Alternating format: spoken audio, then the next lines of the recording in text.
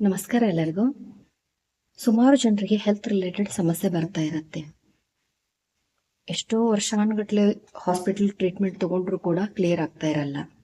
ಮತ್ತು ಒಂದಷ್ಟು ಜನರಿಗೆ ಆಪ್ರೇಷನ್, ಸರ್ಜರಿ ಈ ರೀತಿ ಟ್ರೀಟ್ಮೆಂಟ್ಗಳೆಲ್ಲ ಹೇಳಿದಾಗ ಹೆದರು ಬಿಡ್ತಾ ಇರ್ತಾರೆ. ಮತ್ತು ಆಪ್ರೇಷನ್ ಮಾಡ್ಕೊಂಡಾಗ, ಸರ್ಜರಿ ಮಾಡ್ಕೊಂಡಾಗ ಅದು ಜಲ್ದಿ ಕ್ಲಿಯರ್ ಆಗ್ತಾ ಇರಲ್ಲ, ಕ್ಯೂರ್ ಆಗ್ತಾ ಇರಲ್ಲ.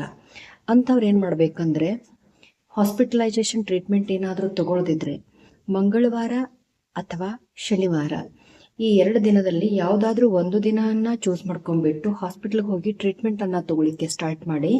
ಇದರಿಂದ ಏನಾಗುತ್ತೆ, ಹೆಲ್ತಲ್ಲಿ ಇಂಪ್ರೂವ್ಮೆಂಟ್ ಆಗಲಿಕ್ಕೆ ಸ್ಟಾರ್ಟ್ ಆಗುತ್ತೆ.